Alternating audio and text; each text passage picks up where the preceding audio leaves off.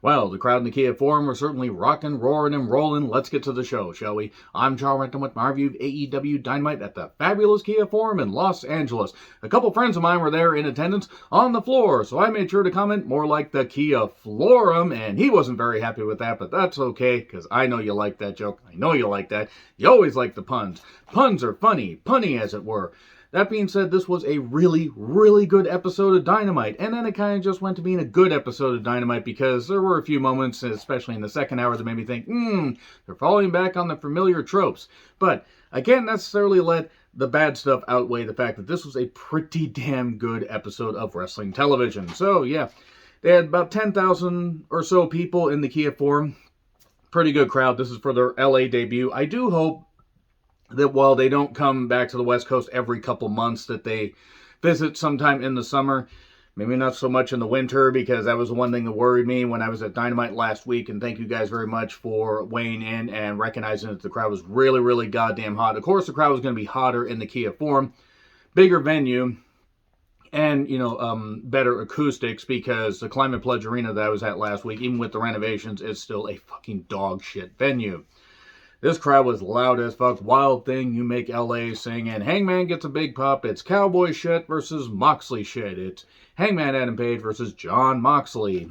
The big revenge match for Hangman Page, because he wanted to knock out John Moxley. He wanted to prove that, he wanted to prove that he could knock him out. He basically just wanted to prove that he is back, and they kept teasing the concussion thing with Hangman, and obviously, I'm not an athlete. Anybody that's had to deal with a concussion, if you're like me, and I know I am, they are not fun. They are not fun to deal with, and I'm not athletic at all. So for athletes to have to deal with that when they're highly trained, it's even worse, because they're used to being at a certain pace. You'll get in the ring doing what they love, and when they can't do that, they feel even more lost. But yeah, a concussion is no fun. The crowd was popping for the chops, the strikes. There was, a nice armbar, hold number one, armbar. Mox was much more heelish here. I don't think it's a surprise that Mox is going to be turning heel at some point. They did do some nice lariats, a couple bits of no selling. Hangman fires up, does that fall away slam, but can't quite keep up. Then eventually does. He did a good job selling this stuff here. Look, you gotta take the bad with the good when it comes to a lot of the modern wrestling, like the format of modern wrestling. Like, there's going to be things that work, there are going to be things that don't. I do think that at times, whether it's American or Japanese wrestling, they get a little bit too crazy with the no selling. That goes back to the 90s, especially in Japanese wrestling. But that being said, sometimes it works, sometimes But they did have some different barricades. I did note that. And actually, I think that the barricades there work a whole lot better. It makes it look a little bit more streamlined. Got a moonsault outside Death Rider for 2. Then he got the choke on. Then just a pile driver. Hangman kicked out at 1. And then the Deadeye. But yet Mox comes back with a really awkward stomp. And then palm slaps. We get a lariat, a buckshot, 1, 2, 3. And then Mox is all selling the fact that he might be knocked out, might be confused and everything. So are we going to do a concussion protocol on a pole match? Swerve, bro. I did note the Uncle Dave Fears corny sign. That is funny. That is really goddamn funny. If you know, you know. I'm just going to say I laughed quite a bit at that. And Page felt bad about knocking out Moxley, or did he? I mean, Moxley's going to end up being the heel out of this with the concussion, so I don't really know where they're going with this. But Shivani's in the ring. I take no pleasure in welcoming back our guest. It's all about the boom. It's Adam Cole, baby. Adam Cole is back. Big pop. This is good to see him on television. He hasn't been seen since, I think, just after Forbidden Door, when they did the thing where it was Bobby Fish and Kyle O'Reilly, and they turned on the Bucks, or turned on the Elite, I think.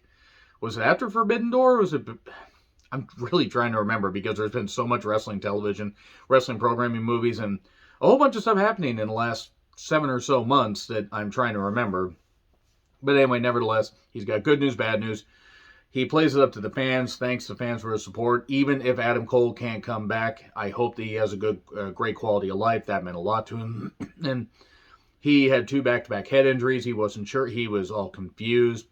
He was up at night. Britt was even asking, "Are you okay?" He was crying. I mean, and again, head injuries, concussions, like, 2 back-to-back concussion things, but real, because we knew Hangman had one. Cole had a severe one because we hadn't seen him on television for 6-7 months, about 6 months actually, and how the fans got him through it.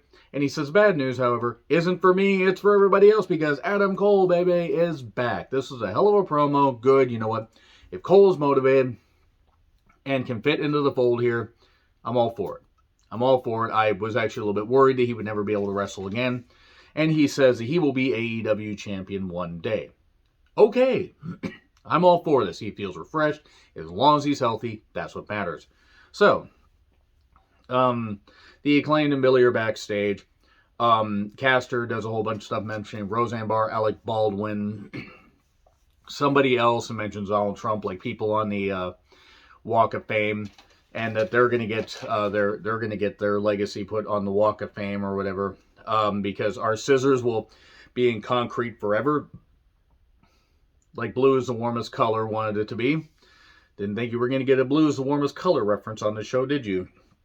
And then we get Big Billy Willie and Lee Moriarty showing up, along with Stokely. Nice of them to bring their kid to work. And then we suddenly hear the words of Action Bronson and Hook. Okay, that's all you're going to get because I'm tired. Sorry. I sometimes have the lung capacity to do that, and sometimes I don't. But Hook shows up, and then Jungle Boy, oh. He gets a big pop because he's from L.A., and it's Jungle Hook. Where are my Jungle Hookers at? Shout out to Tay Redacted on Twitter for putting that out. God, he's going to hate me if I say that. Too bad, I already did. It's committed to tape. I guess this could count as tape, I suppose. Where are my Jungle Hookers at? Magic Johnson asked the same thing in 1990. So, anyway, it is Jungle Hook, Jungle Boy, and Hook versus Big Billy Willie and Lee Moriarty. I can't take Big Bill seriously. I just can't. He looks better. Good for him. I can't take him seriously. They really have something with Hook. Big Bill's abysmal. He just is not good. Jungle Boy got targeted for a while. Hook got the tag, and eventually they teased the whole thing of him being able to lift Big Billy Willie, and he eventually lifted him with no effort. I mean, I'm not saying the Bill didn't go up for him. I'm not saying he didn't, do that, but Hook just a natural moose of an athlete. I mean, even though he doesn't look like he should be that strong, I'm not saying he looks spindly, but he doesn't look like he should be that strong. Whoop. Lifts a 280, 290-pound guy like he's nothing. That was good shit.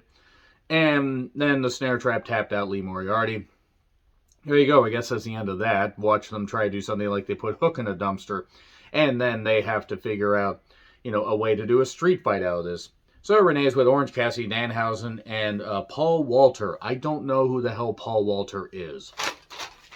So I guess he's going to be on Rampage. They taped Rampage, by the way. Somebody was surprised they didn't do a live Rampage along with Dark.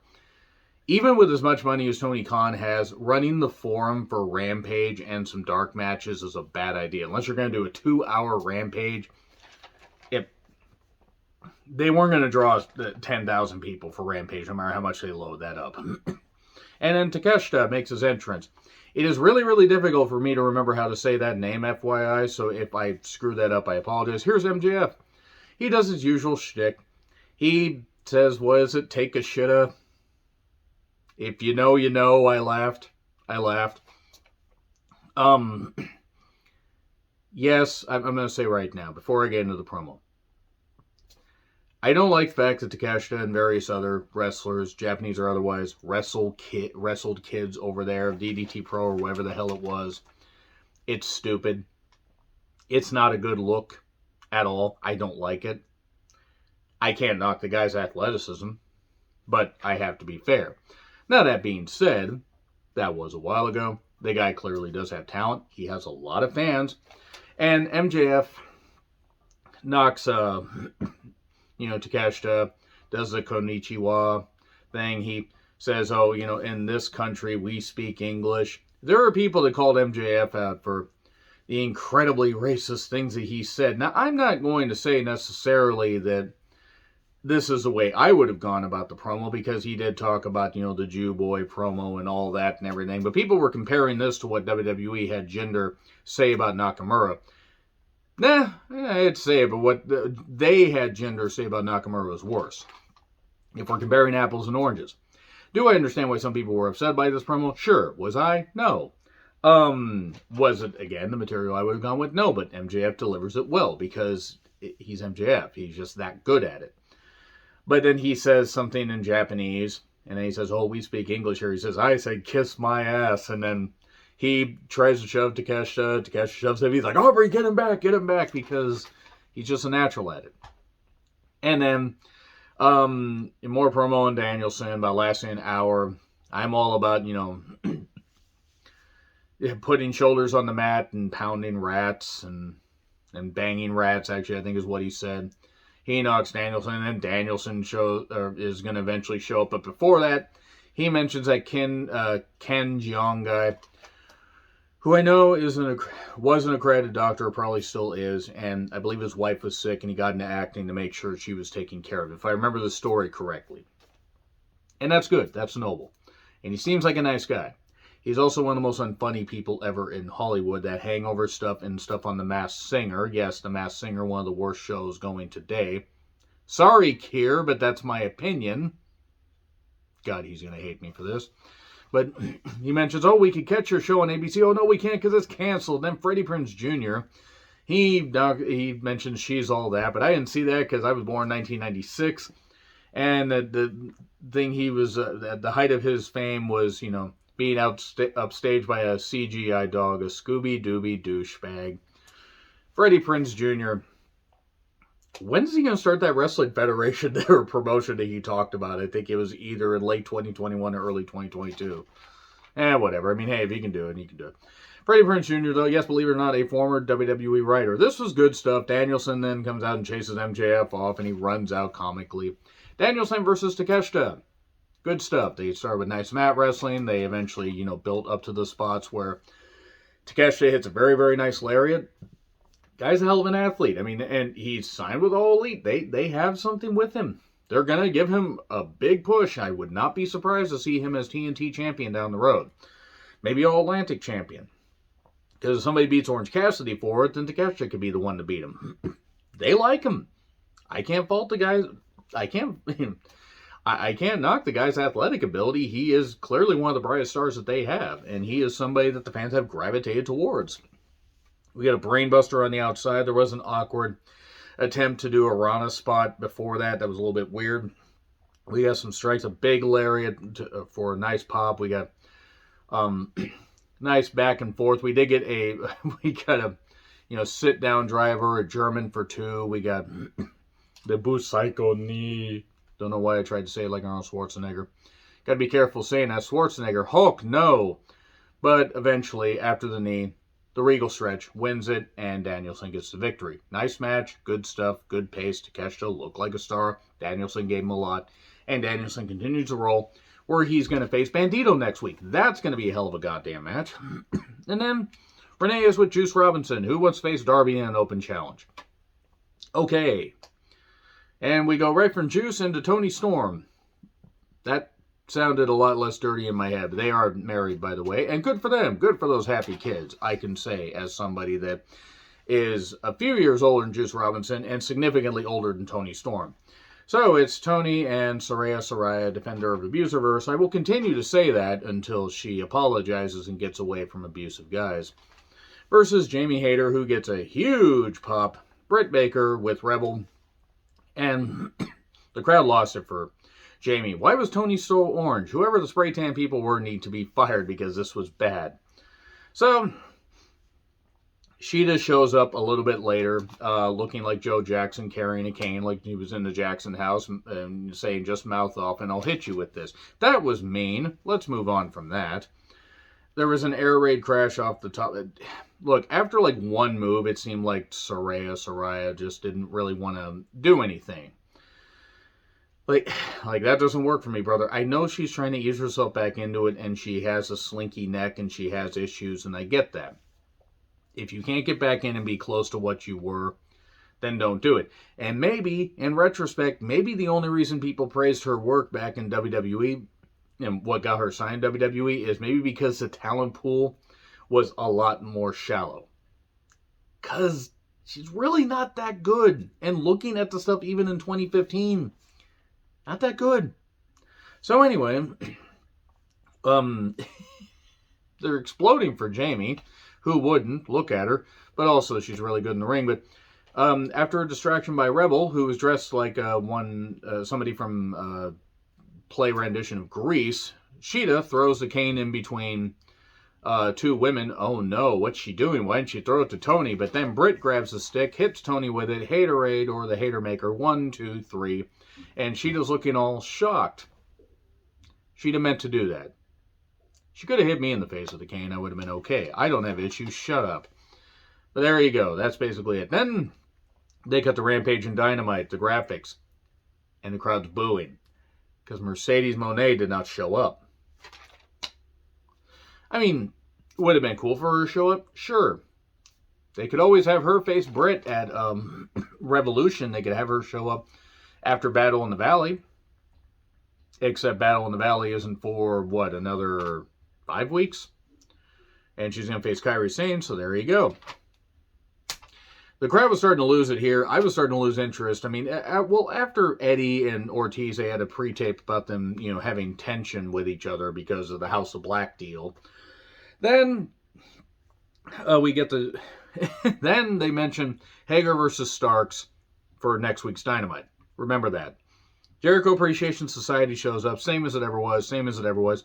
Ty says, I'm the street fight. Tay Conte is embarrassing for professional wrestling, by the way. And I'm not talking as far as promos. I'm just talking she has no presence. She was fine last year. Now, doesn't seem to matter at all. And then here's Ricky Duapapa along with Action Andretti. They promo the hell out of him, especially Hager and Sammy. Ricky even mentioned he wants to face Hager. Excalibur has to cover up for the fact that, well, Tony Khan already made it official and Ricky had demanded this, and that's why we announced it. I don't know what the hell happened, but whatever. I mean, if that's the biggest flub on this show, then I think it's all right. They mentioned how Sammy's girlfriend or wife can't keep her hands off of other men. I think Sammy would know about not keeping his hands off. You know what? Let's just move on from that. I don't like this whole thing continuing because Ricky is going to get the momentum sucked out of him because Jericho just can't appreciate the fact, ironic, that other people are more over than he is. And Ricky is a bigger star that has more potential. Jericho has not helped anybody get over in the past couple of years. And honestly, at this point, I'm over this. And I'm over the main event, which is Death Triangle, Pac, Penta, and Phoenix with Alex Abrahantes versus the Elite, Kenny Omega and the Bucks with Brandon Cutler, Nakazawa, Don Callis on commentary. Ladder match, best of 7, final match thing, whatever, for the Trios Championships.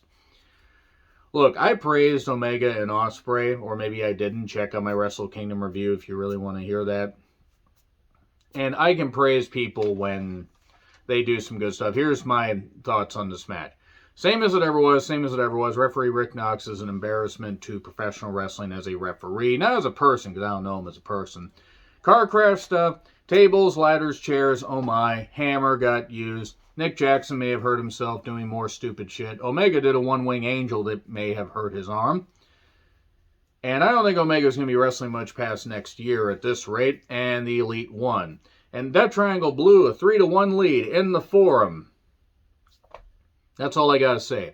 That being said, at least until the final 30 or so minutes, pretty good episode of Dynamite. And even the last 30 minutes don't take away from the fact that it was really, really good stuff up to that point. Let me know your thoughts in the comments. Like, share, subscribe, Twitter handle in the description. I'm John Recklin. I'll see you soon.